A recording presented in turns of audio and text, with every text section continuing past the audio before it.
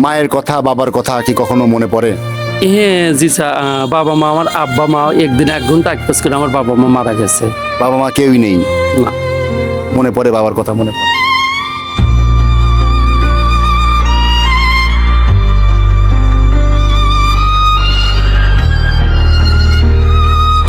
রাস্তা দিয়ে যদি আমরা বের হই মানুষ বলবে যে ওই যে হিজড়ে যাইতেছে। আপনি তো দেখতে অনেক সুন্দর, কখনো কি জীবনে প্রেম এসেছিল? না, আমাদের জন্য প্রেম ভালোবাসাটা না, আমরা শুধু দুঃখ। চাইলেও তো সম্ভব না, আমরা কি সেটা আমরা জানি। আমাদেরকে ভালোবাসার মতন না, আমাদের শুধু দেখতেই সুন্দর তাই আমরা কাগজের ফুল, আমাদের শুধু ফুলদানিতে সাজিয়ে রাখা ছাড়া কিছুই নয়।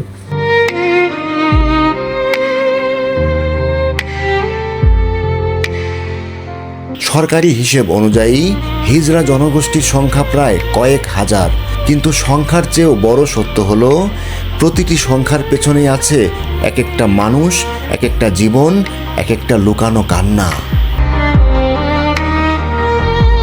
আজকের ভিডিওতে আমি দেখাবো হিজড়া জনগোষ্ঠীর পরিবার থেকে ছেড়ে আসার বেদনা, তাদের চাওয়া পাওয়া, মানবেতর জীবনের খণ্ডচিত্র। আশা করি ভিডিওটি না টেনে পুরোপুরি দেখবেন। দিদি বলবো নাকি দাদা বলবো? দিদি বলবেন। দিদি, আমাকে দিদি বললে আমাকে ভালো লাগে। ভালো লাগে যে আমাকে দেখলেই তো বোঝা যাচ্ছে আমি হিজড়া, আমাকে কি নাম বলে বলতে হবে আমি হিজড়া? এই জন্যই কষ্ট লাগে। মানে একটা পাগল যাচ্ছে, বোঝা যাচ্ছে ধরুন একটা পাগল, তাকে তো পাগল বলার দরকার নেই নাকি? তবু তো বলছে। তবুও বলে ছোট বড় সবাই। বাবা মার আদর ছেড়েছেন কত বছর আগে? আমার বাবা মা দুজনই মারা গেছে, সে তারা পৃথিবীতে নেই, মারা গেছে। বাড়িতে যাই না, ভাই ব্রাদাররা ভালো না। ভালো না কেন? এমনি হিজড়া, মিশতে চাই না, ভালো লাগে না তো আমাদের সাথে মিশতে। তাই মানে ভাইয়ের আদর বোনের আদরও? হ্যাঁ, আপা ভালোবাসে, আপার সাথে কথা হয় মাঝে মাঝে। বোনের সাথে? হ্যাঁ, আপার সাথে কথা। বোন সর্বশেষ কি কথাটা বলেছে? সর্বশেষ কথা যে সব মাঝে মাঝে মাঝে ফোনে কথা হয়, সর্বশেষ কথা নয়, মাঝে মাঝে কালকে রাত্রেও কথা হয়েছে। ভালো মন্দ জিজ্ঞেস করে কেমন আছি, শরীর ভালো নাকি, এত গরমে। বাসায় কখনো আসতে বলে? বাসায় কখনো আসতে বলে? বাসায় হ্যাঁ যাই, মাঝে মাঝে যাই। আপনার নামটা কি? আমার নাম রত্না। এই নামটা কি রেখেছিল মা? আমার গুরুমা রেখেছে। গুরুমা? আমার গুরুমাতা ময়না হিজড়া রেখেছে। রাস্তা দিয়ে যদি আমরা বের হই মানুষ বলবে যে ওই যে হিজড়ে যাইতেছে। হিজড়ে ছাড়া তো আমাদের কিছুই বলেন না। যখন এই ডাকটা দেয় মানুষ তখন খারাপ লাগে, আর কিছু না, খারাপ লাগে। বাবা মার সাথেও যদি চলতে যায় তখনও হিজড়ে বললে বাবা মারও খারাপ লাগবে, নিজেদেরও খারাপ লাগে। ঘর ছাড়ছেন, পরিবার ছাড়ছেন কত বছর আগে? তাও তো 15 বছর 20 বছর হলো। মায়ের কথা মনে পড়ে না? অবশ্যই মার কথা মনে পড়ে, মার সাথে ফোনে কথা বলি। বাবা ভাই? ভাই বোনের সাথে তেমন একটা কথা বলি না, ভাই বোন তো এগুলো কথা বলে না বেশি। বাবা মার সাথে একটু কথাবার্তা বলি, এই কিছু। কখনো মায়ের কথা মনে পড়ে চোখের পানি ভিজে যায় না?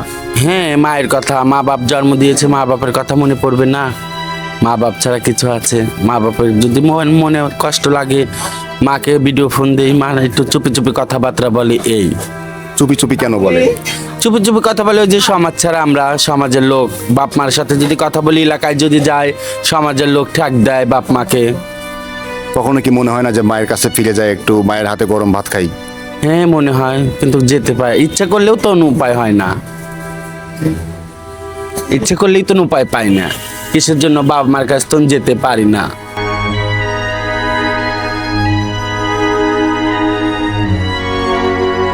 এটা হচ্ছে এই হিজড়া জনগোষ্ঠীর একটি ছোট্ট একটা ঘর, এবং শুনলে আপনি অবাক হবেন, এই ছোট্ট ঘরেই বসবাস করে প্রায় 15 জন। Can you believe this?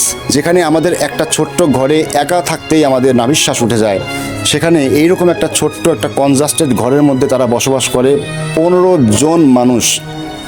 Can you believe this? আপনার কি নাম ছিল জন্মের সময়? আমার জন্মস্থানের নাম ছিল মানিক। মানিক। এখন? এখন গুরুমাতারা সবাই আমরা, এখন আমি বড় টড়ো হয়ে নাম টাম চেঞ্জ করে এখন নাম রাখছি মর্জিনা। মানিক থেকে মর্জিনা? হ্যাঁ, মর্জিনা। বাড়ি কোথায় ছিল আপনার?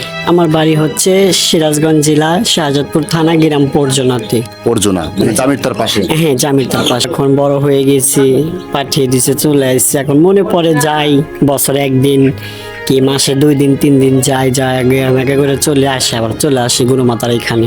ঈদে তো সামনে তো ঈদ, এখন যাবেন না বাসায়? এই তো দেখি কি করি, যদি গুরু মাতা যেতে যেতে যাব, কিন্তু আশা আছে যে আমরা যাবই, কিন্তু বছরকার একটা দিন যাবই আমরা। ঠিক আছে, আপনার জন্য দোয়া রইল। সমাজের ভয় কি সন্তানের ভালোবাসার চেয়েও বড়? মানুষের কথা কি নিজের সন্তানের জীবনের চেয়েও মূল্যবান? অনেক হিজড়া মানুষ একসময় নিজের ঘর ছাড়তে বাধ্য হয়। তারা যায় এমন একজন মানুষের কাছে যারা তাদের মতোই সমাজ থেকে বিচ্যুত। এই ঘরেই আমরা সবাই থাকি। আচ্ছা, এখানে কি আপনি একাই থাকেন? না না, এখানে আমরা প্রায় 10-12 জন থাকি। এই যে সবাই একসাথে খাওয়া দাওয়া করছে, একসাথেই আমরা সব মেঝেতে শুয়ে থাকি। আমাদেরকে আলাদা আলাদা বসেন, আপনি একটু বসেন। এই বিছানাতেই 10 জনের মতন। 10 জন এক বিছানায়? নিচে উপরে আমি, মানে পুরো একটা ঘরের মধ্যে 10 জন 10 জন থাকেন? থাকি। তো অনেক কষ্ট। হ্যাঁ, আমাদের লোক 30 জন, ঘর তো 3টা, মানে পুরো 3টা ঘরে 30 জন আপনারা? থাকতে হয়। ওদেরকে আমি নিজেরা আগলে রাখি, যতটুকু ভালোবাসা দেওয়ার চেষ্টা করি সবাইকে। আমি মা বাপের আদর ভালোবাসা দিয়েই রাখি। আসলে আমরা ছাড়া তো আমাদের কোনো গতি নেই, তাই আমি ওদের বাবা মার মতো আর কি। আপনি বাবা আমার ঘর, বাবা আমার আদর, ভালোবাসা, স্নেহ ছেড়েছেন কত বছর আগে? আমিও অনেক দিনই ছেড়েছি বাবা মাদের ছেড়ে, এখন ওদেরকে নিয়েই থাকি। মা বাবার কথা মনে পড়ে? ওরাই আমার বাচ্চা কাচ্চা, ওরাই আমার সব, ওরাই সব কিছু। ওরাও যেমন আমাকে পেয়ে খুশি, আম্মু ওদেরকে পেয়ে খুশি। আমরা নিজেরাই নিজেদের আনন্দ ভাগ করে নিই, নিজেরাই নিজেদের দুঃখ ভাগ করে নিই। আমার মাননীয় প্রধানমন্ত্রী জনাব তারেক রহমানের কাছে একটাই দাবি, উনি আমাদের আলাদা করে একটা আবাসন করে দিক, আমাদের যতগুলো লোক আছে ততগুলো ঘর করে দিক। আর উনি আমাদের তো ফ্যামিলি ছাড়া আমরা, তাহলে আমাদেরকে একটা করে যেন একটা ফ্যামিলি কার্ড করে দেয়, আর আমাদের যেন সুদৃষ্টিতে দেখে, আমাদের দিকে যেন একটু নজর রাখে। আমি চাই উনি ভালো থাকুক। আমরা সমাজের সাথে সমানভাবে মিশতে চাই, সমাজে আমরা মাথা উঁচু করে দাঁড়াতে চাই, সবার সাথে কাঁধে কাঁধ মিলিয়ে ভালোবাসাতে মিল মহব্বতে আমরা থাকতে চাই। আমরা সমাজ ছাড়া কিছু নয়, আমরা আলাদা কিছু নয়, আমরাও মানুষ, এটাই আমাদের আসল পরিচয়। আপনার জন্মের সময়, মানে আপনার জন্মসূত্রে পাওয়া নামটা কি ছিল?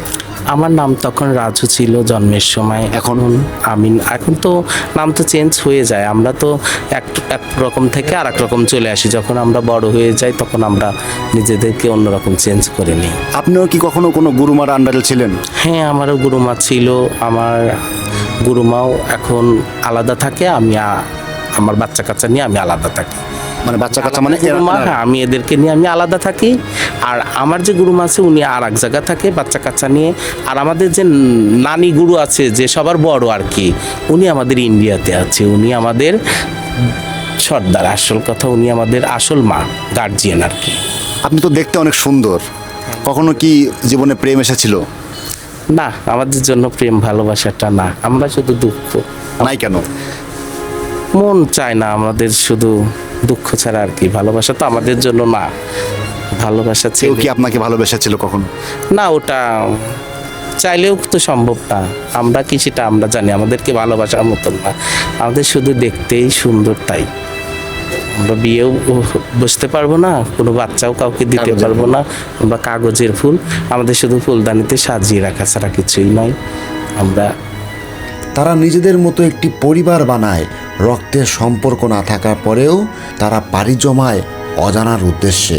এই যে এতগুলো বাজার এখানে দেখা যাচ্ছে, সবই সবজি, এগুলা কিভাবে কালেকশন করেছেন? আমরা ওই হাটে থেকে নিয়ে এসে আমরা সপ্তাহ পরিমাণ 30-25 জন লোক আছে, আমরা সপ্তাহ ভরে খাই, আমরা খাওয়া দাওয়া মানে করি। এটা, তার মানে এগুলো সব এক সপ্তাহের বাজার? এক সপ্তাহের বাজার। এটা তো হয় না আমাদের অবশ্য, তারপরে আমরা কষ্ট করে এটা নিয়ে আমরা নেই। তো তার মানে কি আপনারা প্রতিদিনই কি বাজারে বের হচ্ছে? না, প্রতিদিন আমরা বাজারে বের হই না। এখন দেশের আবহাওয়াটা ভালো না, জি, জি। দেশটা কেমন কেমন যেন হয়, রাস্তাঘাটে আবার আমাদেরও মানে উপহাস করে। আমরা সেইভাবে চলাফেরা করে যে আমাদের ডাইল ভাত খা, আমাদের জীবনটা আমাদের ভালো লাগুক, সবাই ভালো থাকুক, তার মাঝে আমরা ভালো থাকি।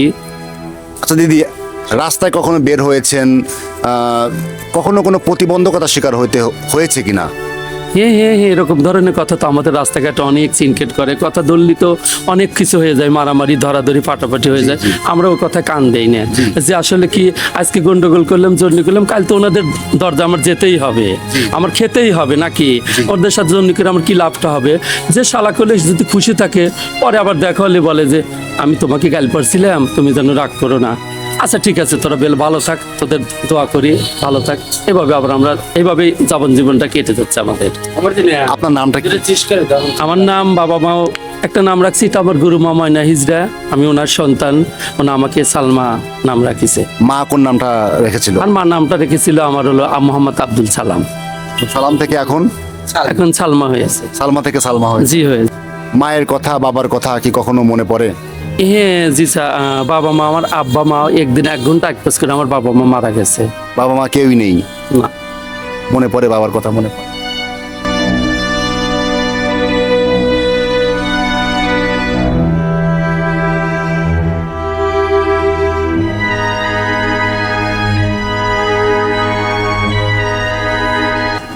মার ভালোবাসা তো অপূর্ণ ভান্ডার, মার ভালোবাসা কি কখনো ভোলা যায়?